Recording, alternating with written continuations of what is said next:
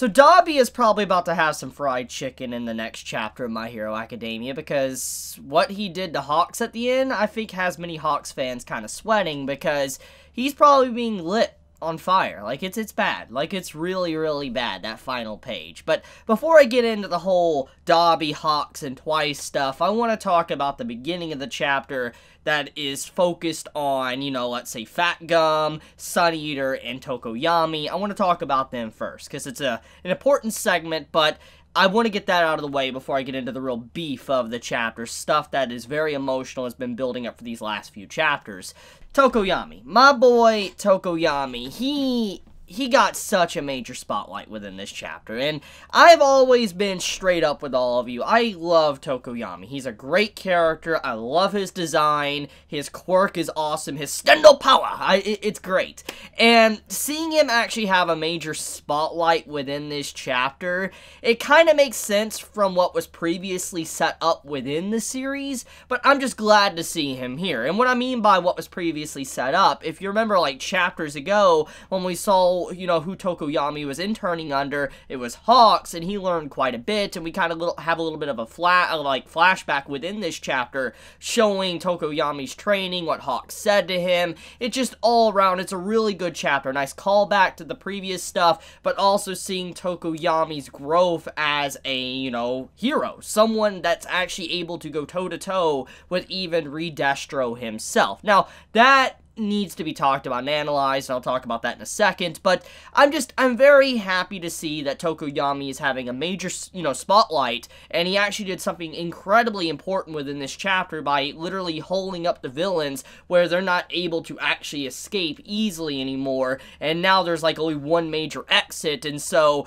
all the heroes can kind of just sit there and funnel them through and take them down. So it's pretty amazing, honestly. I guess let's talk about Redestro and Tokoyami's brief exchange within the chapter, because this is definitely something that I think many are going to kind of overlook. I mean, it's very obvious what happened, but I think some might start to think that Redestro is weak and not necessarily strong, which in turn would undermine, you know, just the destruction that we saw in the previous arc of what Shigaraki and Redestro was actually doing in that whole city fight. So it's very clear from the way the chapter depicts Redestro that he didn't necessarily lose a fight of bronze. He didn't lose a fight against Tokoyami necessarily. Like, okay, he technically, for looking at it, he did lose. He got pushed back. But he didn't lose because of strength. He lost because he literally has no legs. He has, you know, prosthetics.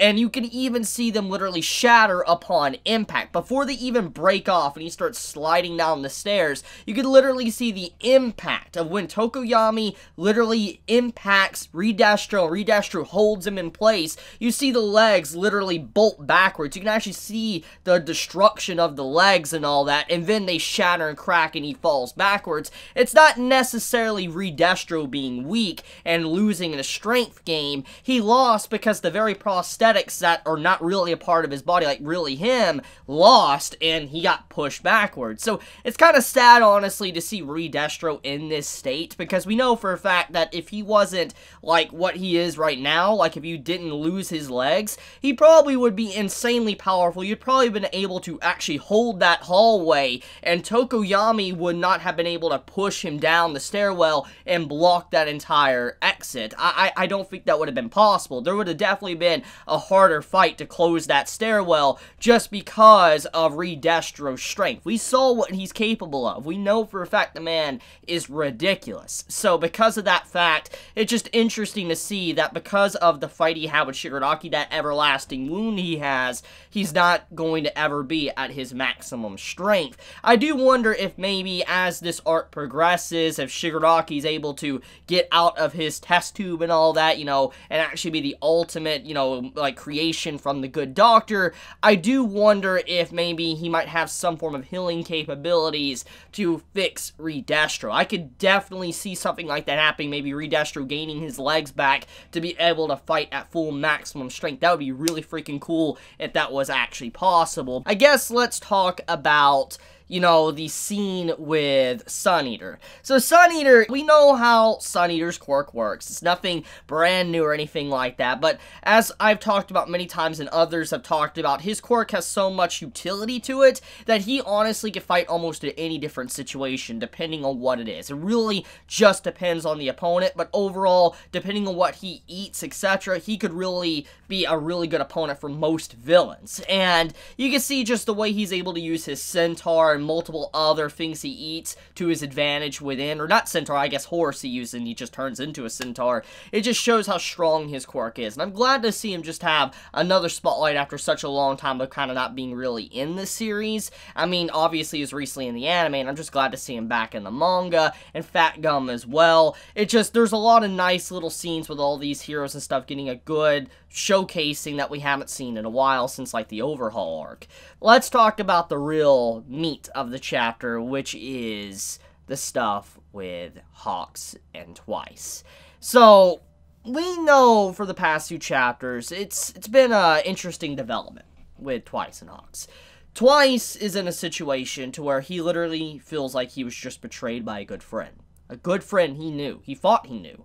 Betrayed him, stabbed him in the back, and all his friends are potentially going to lose their happiness and lose everything they want. And obviously, Twice views all of his friends in the league as family. This has been discussed already. So we know his situation. It's very delicate. Twice is a man that has been emotionally scarred by his very quirk, and because of his situation, he isn't necessarily a bad person. He may be a villain, but he isn't a bad person. Even Hawks himself realizes this. He admits this even again within this chapter. He knows that if there would have been a little bit different circumstances, if someone else would have been able to grab his hand before he discovered, you know, villains, etc., he might be a completely different person. He probably would have a very good life, but obviously, he's too far gone. It's never going to happen. You know, that one bad day happened, and he's never going to be able to go backwards and have a change. It's just not going to happen. But it still doesn't change the fact of that Twice's entire story is incredibly sad.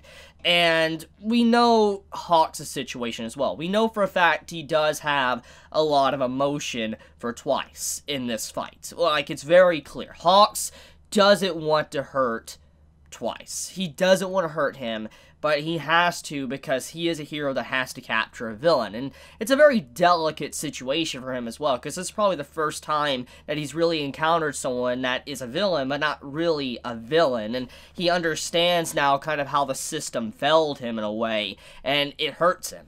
And you can see how it kind of makes him a little bit sluggish, honestly. And he even admits that, you know, people like Twice is probably the hardest for a, you know, a hero. Is that a villain that doesn't give up, a villain that continues to press forward is honestly terrifying.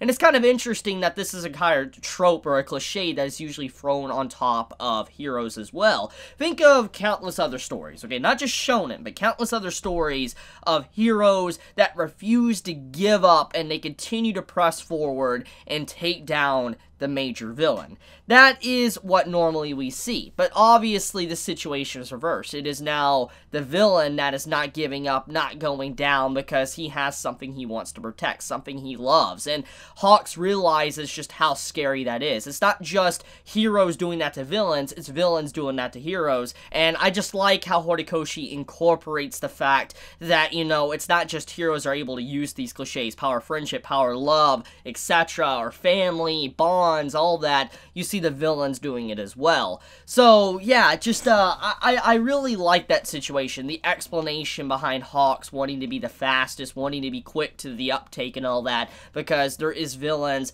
that are truly very hard. One of the most difficult fights is those that don't give up, and you know, it's kind of stuff like this that really rings true and what makes, you know, this arc and My Hero in general a really good series, because how Horikoshi flips it upon its head.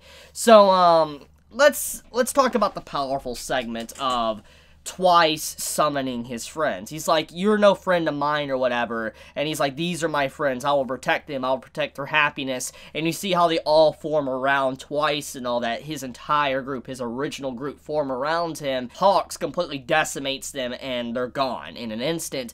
It's sad, honestly. It's not something you're normally used to, because like I already talked about within this video, is that usually it is the heroes that are getting these friendship power-ups, family popping up to save them, etc., but seeing it from a villain's side and how it's really not working, it's just, it adds more tension and sadness to it. Like, why can't it not work for the villains? And Twice desperately struggling for it to protect his family around him, trying to have some form of hope and happiness within him.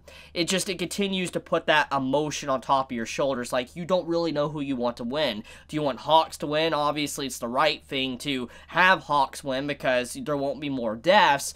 But if Hawks wins and Twice gets captured, etc., what Twice is known and what he's built with the League, you know, would be gone in an instant. He doesn't want that. So he'd probably get even in a worse situation mentally than he already is.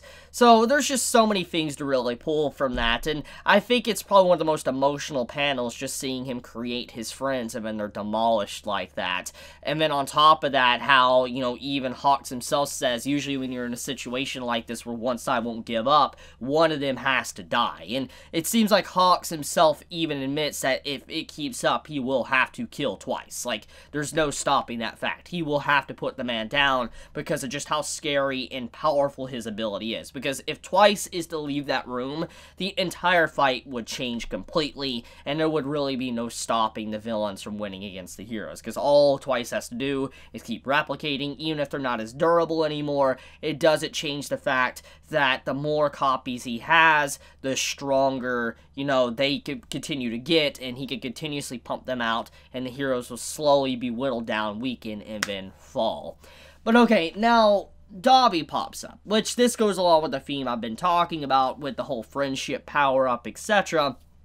Dabi popping up to save Twice is a very shonen-like cliche, something that is usually reserved for heroes. And seeing Dabi pop up, it's like, I hear you loud and clear, I know what you want to say and all that, you don't need to tell me, Hawks. And he saves Twice, and he puts Hawks to the floor, and he puts his foot on him, and then you see the fire erupt.